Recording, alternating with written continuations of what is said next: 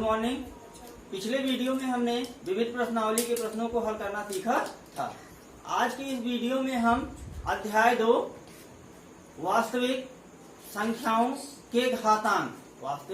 के घातांक के कुछ महत्वपूर्ण बिंदुओं का अध्ययन करेंगे। हम आइए देखते हैं कि वो महत्वपूर्ण बिंदु क्या है, उनका अध्ययन हम कैसे करेंगे। तो पहला हमारा महत्वपूर्ण बिंदु है धनात्मक पूर्णांक। किसी भी धनात्मक पूर्णांक n तथा वास्तविक संख्या a के लिए हम a पावर n को इस प्रकार लिखते हैं। यहाँ दिया है a power n equal to a into a into a dot dot dot into a n bar. अब कहने का तात्पर्य है कि अगर किसी भी वास्तविक संख्या के घात n है, वास्तविक संख्या की घात क्या है, n है, तो उसको हम इस प्रकार लिखते हैं, जिसमें a क्या है, ये क्या है। जैसे पूछा जाए a क्या है, तो a को क्या क्या कहा जाता है, आधार। क्या कहा जाता है, आधार कहा जाता है। a को क्या कहा जाता है, आधार। और n को क्या कहा जाता है, n को कहेंगे हम घात। क्या कहेंगे, घात। n को क्या कहेंगे, घात। अब हम एग्जाम्पल के तौर पे देखते हैं। जैसे मान लेते हैं हमारी एक वास्तविक संख्या 2 है।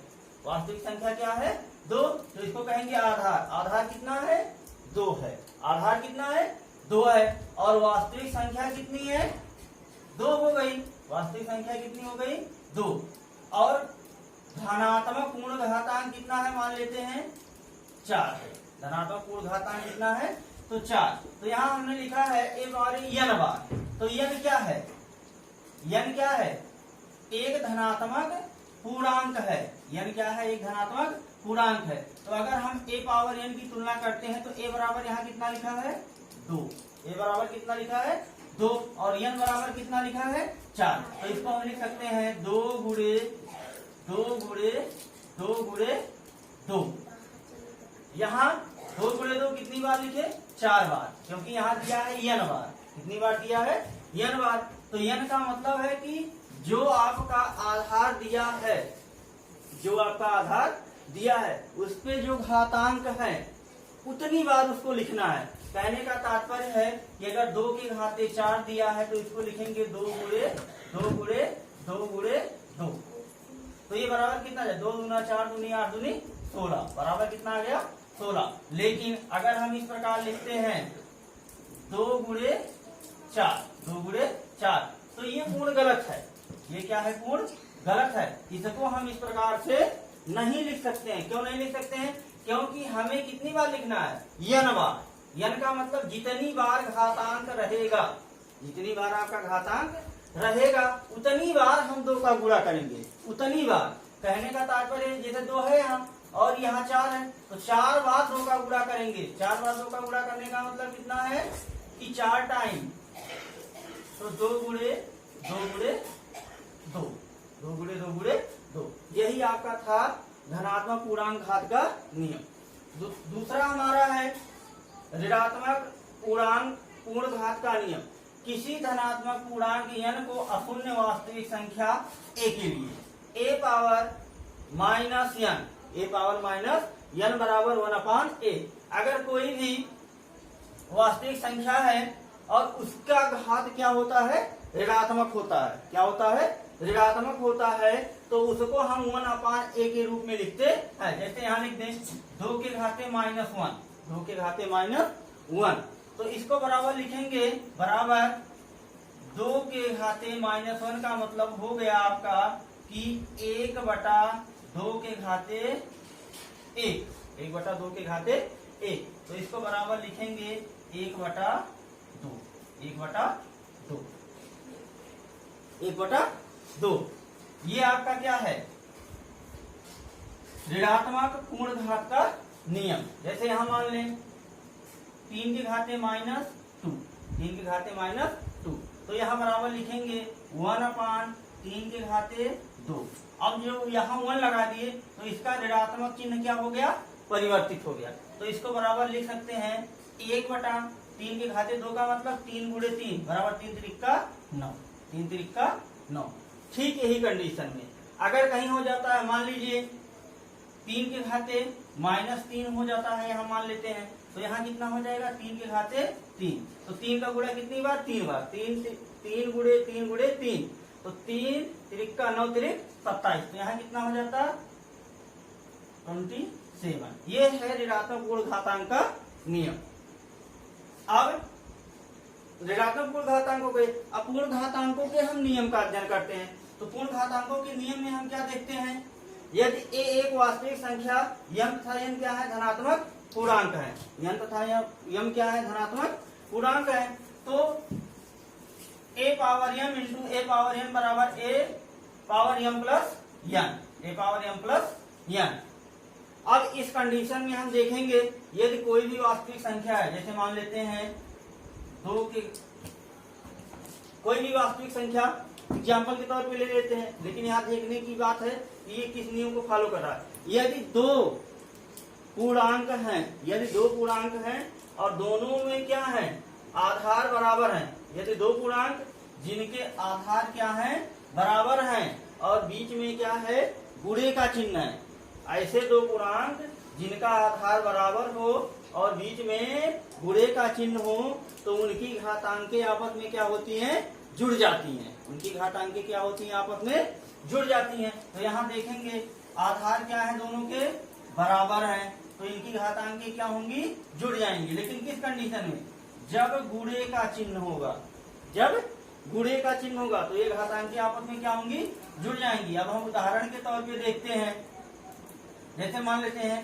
2 के घाते 4 गुणे 2 के घाते 6, 2 के घाते 6, तो इसको हम बराबर लिख सकते हैं 2 के घाते 4 प्लस 6 बराबर 2 के घाते 10, 2 के घाते 10, 2 के घाते 10। इसको हम इस प्रकार से लिख सकते हैं। अब इनका हम 10 बार गुणा कर लेंगे, जो मान आएगा 2 का गुणा कितनी बार 10 बार, तो 2 गुणे 2 गुणे 2 गुणे क्या लिखेंगे 10 बार, कितनी बार 10 बार।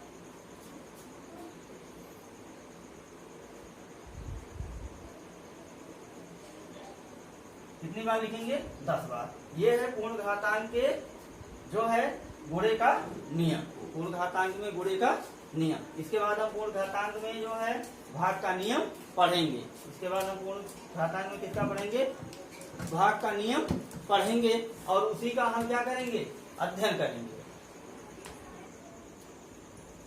द्वितीय हमारा नियम है, यदि ए एक अशून्य वास्तविक संख्या यम n धनात्मक पूर्णांक है, मध्य में किसका चिन्ह है भाग का, मध्य में किसका चिन्ह है भाग का चिन्ह है, तो हम इसको किस प्रकार से लिख सकते हैं। इसकी 3 स्थितियां हैं। प्रथम स्थिति में यदि यम बड़ा है यन से, यदि यम बड़ा है किससे यन से, तो हम क्या लिखेंगे ए पावर यम भागा ए पावर यन बराबर ए पावर यम माइनस यन, यम माइनस यन।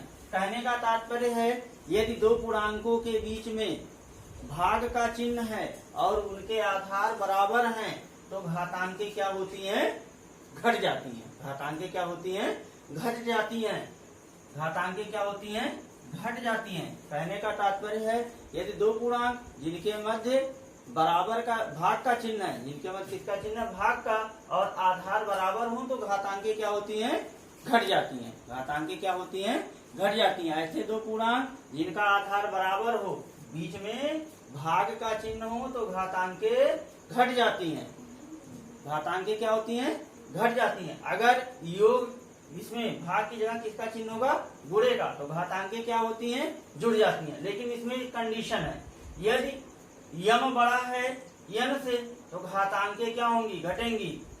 अगर दोनों क्या है बराबर हैं, अगर क्या है दोनों बराबर नहीं है, दोनों बराबर नहीं है, तो ये 3 स्थितियां हैं, तीनों का हम अध्ययन करेंगे। पहला ए पावर यम भागा a power n equal to a power m minus n से एग्जाम्पल ले लेते हैं। जैसे मान लेते हैं 2 के घाते 3 भागा 2 के घाते 2, 2 के घाते 2, तो बराबर इसको लिखेंगे, क्या लिखेंगे 2 के घाते 3 माइनस 2 बराबर 2 के घाते 1 बराबर 2, 2 के घाते 1 बराबर तो ये आपका आंसर हो गया, ये आपका क्या हो गया, आंसर हो गया।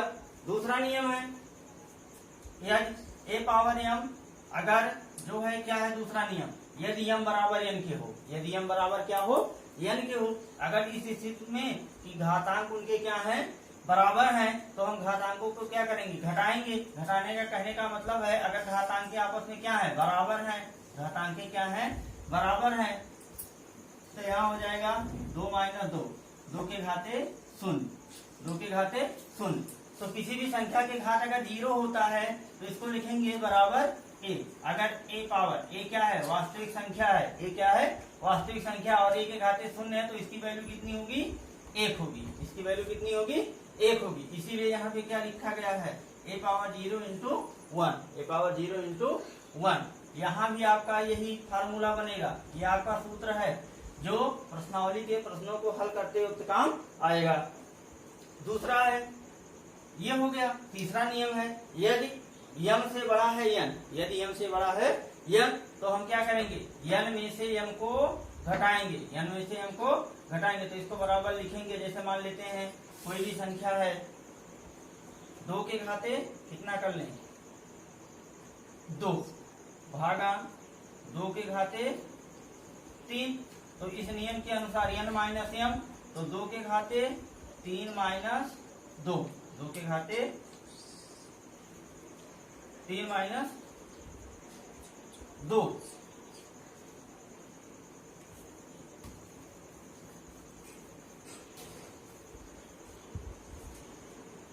तृतीय स्थिति है m से बड़ा है n, m से बड़ा है n, तो a पावर m भागा a पावर n बराबर a power n minus m। तो यहाँ पे जब हम घटाएंगे तो यहाँ जो हमारा पूर्णांक प्राप्त होगा, वास्तविक संख्या प्राप्त होगी, वो क्या होगी, ऋणात्मक। इस प्रकार इसको हम लिख सकते हैं 1/a power n minus m। जब इसको 1/n पावर n में व्यक्त करेंगे तो यहाँ आपका क्या हो जाएगा, ऋणात्मक, क्योंकि हमने आपको बताया a power -1 equal to 1/a, a power -1 equal to 1/a। कहने का तात्पर्य है कि जब इसमें से घटाएंगे, मान लेते हैं कोई संख्या है a पावर m, जैसे 2 के घाते 2 भागा 2 के घाते 3, तो यहाँ लिखेंगे 2 के घाते 2 माइनस 3, 2 के घाते 2 माइनस 3, तो बराबर यहाँ लिखेंगे 2 के घाते, अब 3 का ऋणात्मक मान अधिक है तो यहाँ लिखेंगे 3 के घाते माइनस 2 के घाते माइनस 1। तो इस कंडीशन में क्या होगा, 1/, इसको लिखेंगे कोई एक वास्तविक पूर्णांक संख्या प्राप्त होगी तो इसको लिखेंगे बराबर 1/2, 1/2। तो वही कंडीशन यहाँ अप्लाई की गई है, वही कंडीशन यहाँ पे क्या की गई है, अप्लाई की गई है। तीसरा नियम है, किसी वास्तविक संख्या 1 तथा धनात्मक पूर्णांक m व n के लिए, m व n के लिए, m व n के लिए a power m whole power n, तो इसको हम बराबर लिख सकते हैं a power m into n। कहने का मतलब है जैसे दे दिया 2 के घाते 3 के घाते 2, तो इसको हम बराबर लिख सकते हैं 2 के घाते 3 गुणे 2, 2 के घाते 3 गुणे 2 बराबर लिख सकते हैं 2 के घाते 3 दूनी 6, 2 के घाते 6। उसी प्रकार अगर आपका यहाँ दिया है 2 के घाते 3 गुणे 2, तो इसको बराबर लिख सकते हैं 2 के घाते 3 के घाते 2, 3 के घाते 2। ये आपका क्या है, फार्मूला है। इसको भी आप क्या करेंगे, नोट करेंगे, इसको भी आप क्या करेंगे, नोट करेंगे।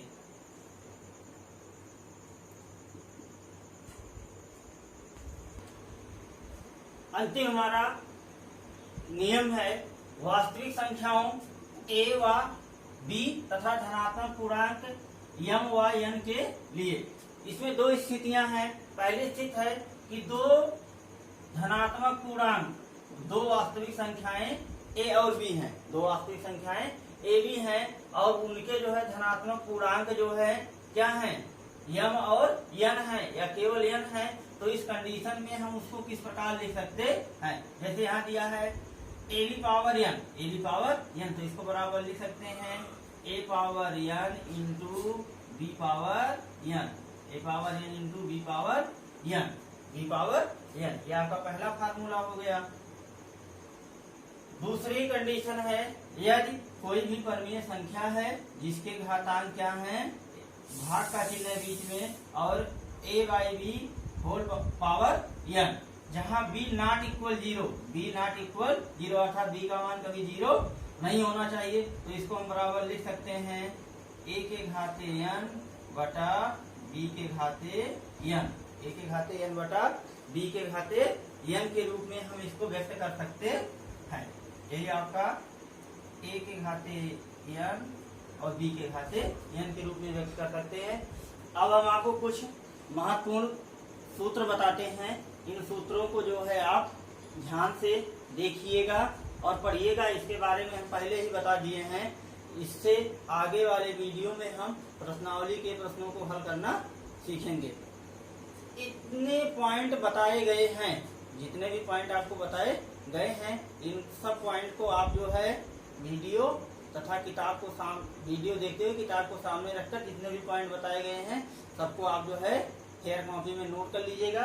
और ये जो आपके सूत्र लिखे गए हैं ये बहुत ही महत्वपूर्ण है इस प्रश्नावली के लिए, इसलिए इसको आप अवश्य नोट कर लीजिएगा और याद भी कर लीजिएगा।